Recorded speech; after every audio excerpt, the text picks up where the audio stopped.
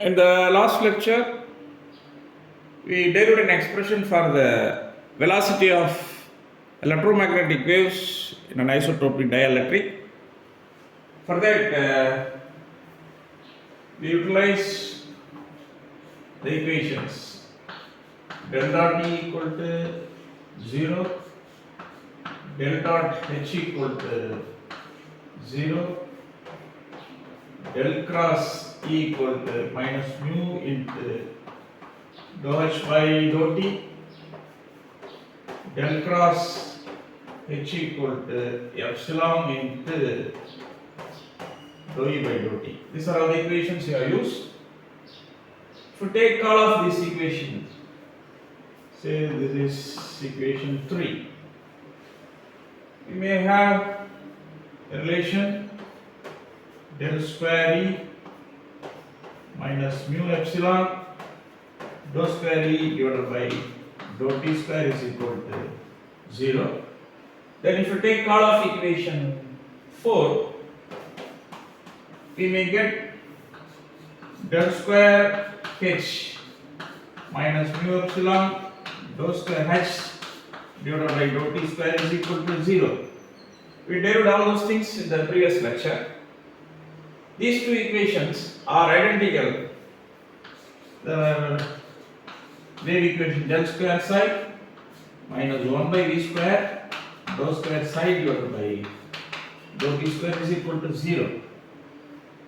From these three equations, we may say 1 by v square equal to mu epsilon, therefore v equal to 1 divided by mu epsilon inside the root. As far as our isotropic dielectric is concerned, you may write v equal to mu naught mu r, epsilon equal to epsilon naught epsilon r. Therefore, velocity of an electromagnetic wave in an isotropic dielectric is 1 divided by mu naught epsilon naught mu r epsilon r inside the root. Then the velocity of electromagnetic wave in vacuum is given by the formula c equal to 1 divided by mu naught epsilon naught inside the root. Therefore, we may write v equal to c divided by mu r epsilon r. This is the velocity of an electromagnetic wave in an isotropic dielectric medium. Suppose the medium is non-magnetic, mu r equal to 1. If the value of epsilon r is greater than 1, the velocity of an electromagnetic wave in an isotropic dielectric is lesser than the velocity in vacuum, which was the conclusion we have arrived. As a continuation of the same, we have to develop the solutions for these two equations. Say this is 5 and 6. For that, we may use the solution of equation 5 is E equal to E0 e power I k dot r minus omega t. This could be the solution for this equation 5. And the solution for equation 6 is h equal to h0 e power I k dot r minus omega t. If you differentiate this with respect to the position coordinate, we can get ik E0 e power I into k dot r minus omega t.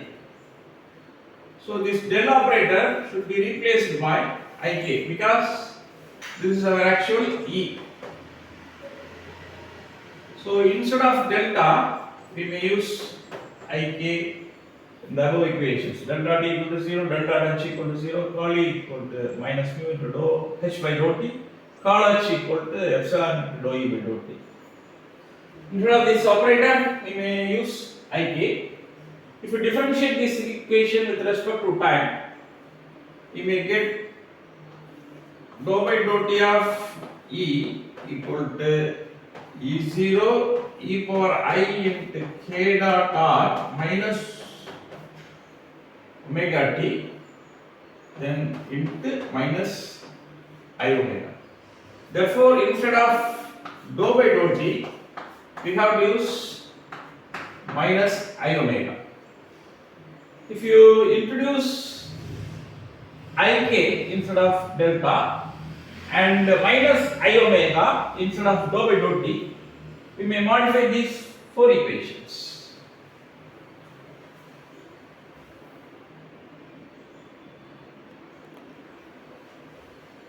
Now this equation 1 is modified as ik dot e equal to 0, which means that k dot e equal to 0. So this is 7. Then instead of this delta, you may use ik dot h equal to 0, which means that k dot h equal to 0. This is 8. Now come to this equation. Ik cross e equal to minus mu into minus I omega. Instead of dou by dou t, we have to use minus I omega into h, which is equal to I mu omega into h. This is I into k cross e. Then k cross e, which is equal to mu omega h. Now come to our last equation. Ik cross h, which is equal to epsilon minus I omega into e. Then k cross h equal to minus epsilon omega into e. So this is equation 10. Now I have to give interpretations for the above equations. From equation 7, we may say the electric field is perpendicular to the propagation vector k, because you know that a dot b equal to ab cos theta. If theta is 90 degree, then a dot b equal to 0, because cos 90 is 0, which means that a and b are perpendicular to each other. Here we have arrived at the value k dot e equal to 0. This means that the electric field component is perpendicular to the propagation vector. In the same way, we may point out the magnetic component is also perpendicular to the propagation vector. Then come to the equation 9. K cross E equal to mu omega h.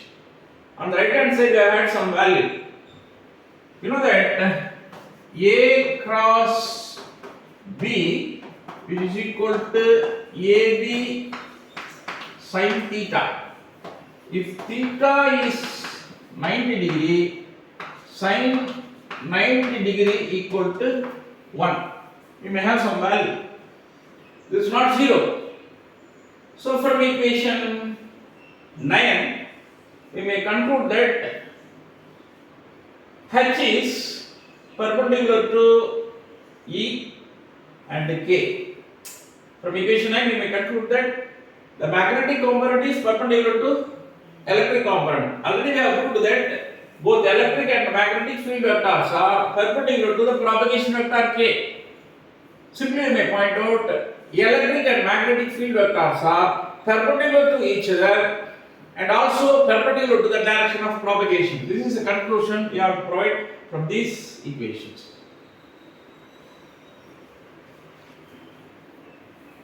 Read out this statement. The electric and magnetic field vectors are perpendicular to each other and also perpendicular to the propagation vector K. This is the conclusion we have arrived with the help of these equations.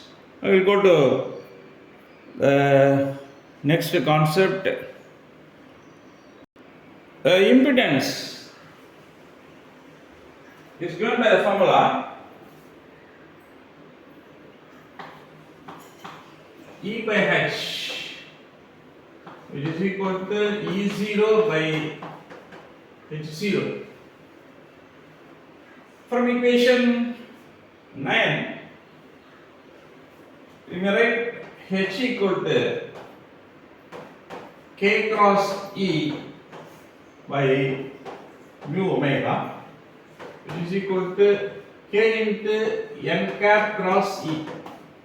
We have expressed K in terms of K into N cap cross E. In terms of unit vector, we have expressed divided by mu omega. You know that K equal to 2 pi by lambda, then lambda equal to V, velocity V equal to nu lambda, then lambda equal to V by mu. Therefore, K equal to 2 pi by V into nu, which is equal to omega by V. Instead of K, we may put omega by V.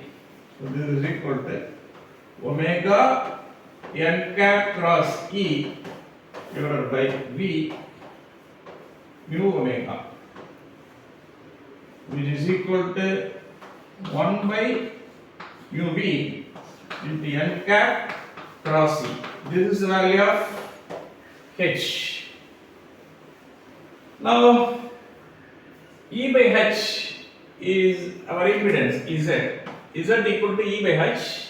You know that E equal to E0 e power I k dot r minus omega t, H equal to H0 d power I k dot r minus omega t. Therefore, E by H is E0 divided by H0. Then write out the value of E, that is n cap cross E. This is the value of E vector. Then the value of H is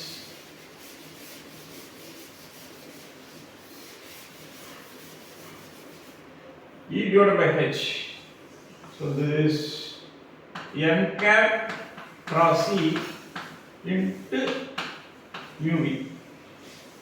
Therefore, Z equal to mu V, which is equal to mu into, you know the velocity. General formula for velocity is mu into epsilon inside the root. V equal to 1 divided by root of mu epsilon.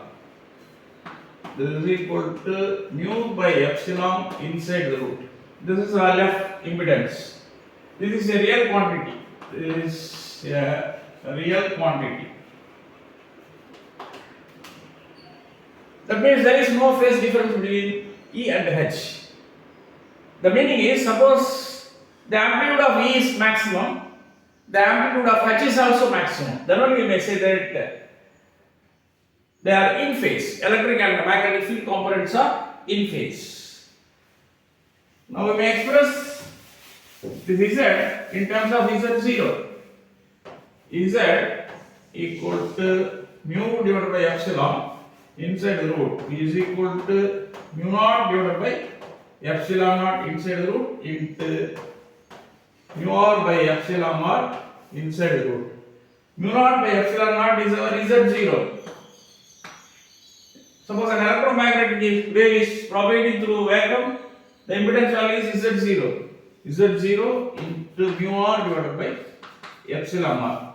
This is our Z.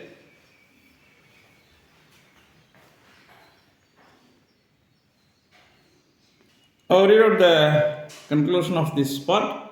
The electric and magnetic field vectors are in phase. It means that when the amplitude of the electric field is maximum, the amplitude of the magnetic field also maximum. Anyway, the impedance is expressed in terms of the unit ohm. Next, we will go to pointing vector. S. You know that the pointing vector S equal to E cross H. S equal to E cross H. You know that H equal to 1 by mu V into n cap cross E. Then V equal to 1 divided by mu epsilon inside the root. Here 1 by v equal to mu epsilon inside the root. Therefore h equal to mu epsilon inside the root divided by mu into n cap cross e. H equal to epsilon divided by mu inside the root into n cap cross e. You know that impedance Z equal to mu by epsilon inside the root. This is epsilon by mu. Then we write h equal to 1 by z into n cap cross e. Now come to our s. S equal to 1 by z e cross, the value of h is n cap cross e divided by z. Already we have substituted value of z, 1 by z. This is equal to 1 by z into e dot e n cap minus e dot n cap into e. Here the value of e dot n cap is 0. So this is equal to 1 by z e square n cap. This is the value of s. Now we have to find out the value of 1 by z.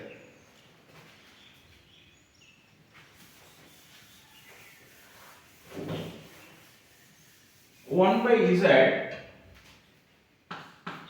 which is equal to epsilon by mu inside the root, which is equal to epsilon naught by mu naught inside the root into epsilon naught divided by mu r inside the root. Epsilon equal to epsilon naught, mu equal to mu naught. Now multiply the first part by root of epsilon naught. Multiply the numerator by root epsilon naught and also the denominator by root epsilon naught. We make it epsilon naught without root divided by mu naught epsilon naught inside root. Then take the second term, multiply the numerator by epsilon naught and also the denominator by epsilon naught. We make it epsilon naught divided by mu r. Simply multiply the numerator by mu r and also the denominator by mu r. We make it mu r epsilon r inside the root divided by mu r without root. If you think about the second term, multiply the numerator by root mu r and the denominator also by root mu r. Root mu r into mu r, root mu r into root mu r equal to mu r. In the numerator, root mu r into epsilon r. You know that C equal to 1 divided by mu naught epsilon naught. This is the velocity of an electromagnetic wave in vacuum. So the value of 1 by z, which is equal to epsilon naught into C. Instead of 1 by mu naught epsilon naught, we have substituted epsilon naught into C. Then refractive index n is expressed in terms of C by V. We have to provide the modification with the help of this equation.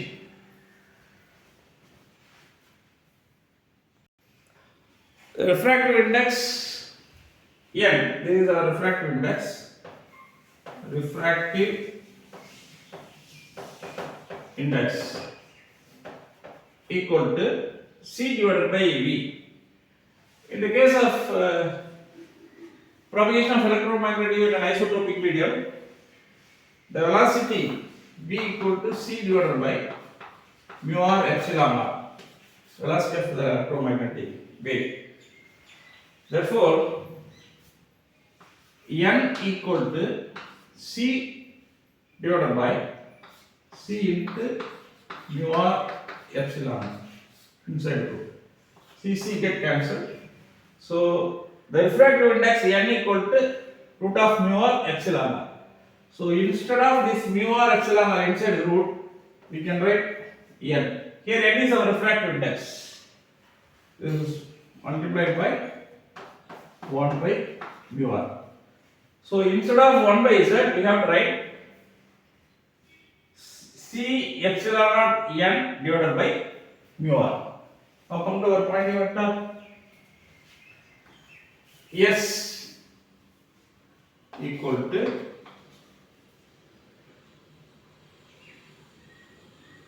n C epsilon naught divided by mu r e square into n cap. Instead of this 1 by z, we have substituted refractive index n, C, velocity of light, epsilon naught divided by mu r. Then this e square into n cap as such. Now the average value of the Poynting vector is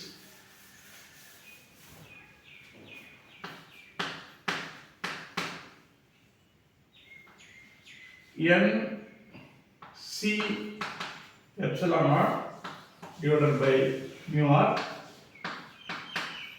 e square RMS into n cap.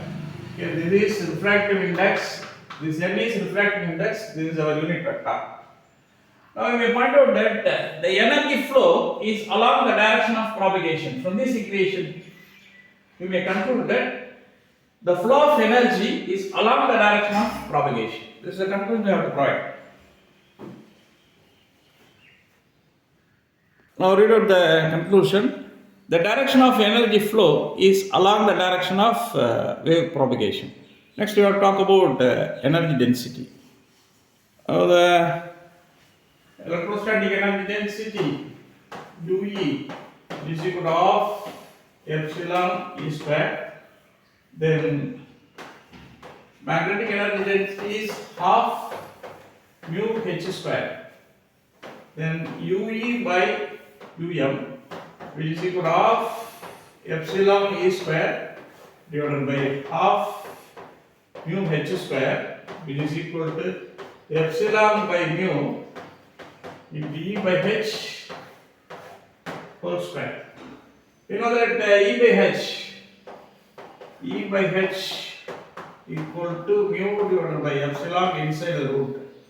E by h whole square, which is equal to mu divided by epsilon.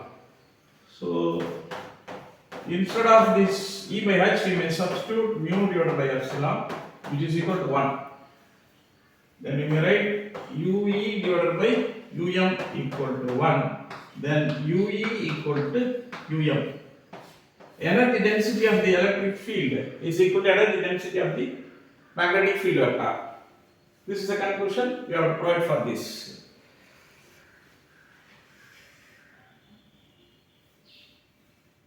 The total energy density U equal to UE plus UM, which is equal to half epsilon E square plus half epsilon E square, which is equal to epsilon into E square, because energy density of the electric field is equal to energy density of the magnetic field. This is the total energy density. Now we have to find out the average value of the Poynting vector to average value of the energy density. The average value of the Poynting vector is known to you, that is C epsilon naught n E square RMS into n cap divided by mu suffix r. This is the average value of the Poynting vector. Here n is the refractive index, C velocity of light, epsilon naught permitted of free space, then E square RMS, n cap is the unit vector divided by mu r, whole divided by The average value of U is epsilon E square RMS. You know that epsilon equal to epsilon naught epsilon naught. Therefore, average value of S divided by average value of U, which is equal to N C, then N cap divided by mu R into epsilon R. See, E square RMS cancelled out. This epsilon is written as epsilon naught epsilon naught cancelled out. So mu R into epsilon R. You know that refractive index n equal to mu R epsilon R inside the root. So n square equal to mu R epsilon R.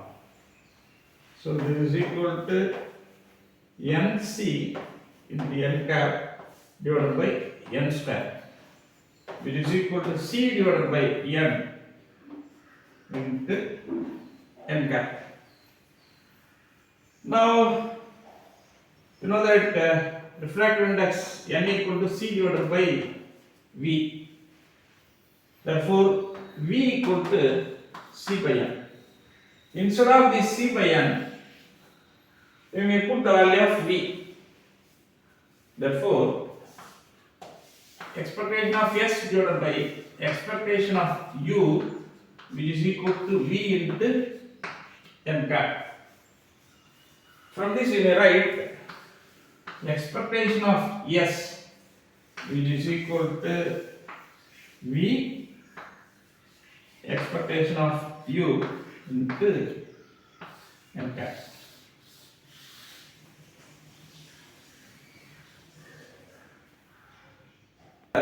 I'll read out the conclusion. The electromagnetic energy is transmitted with the same velocity as fields do. Average point vector provides the energy transformation. The electromagnetic energy is transmitted with the same velocity as fields do. That means V into average value of energy density. N cap is our unit vector.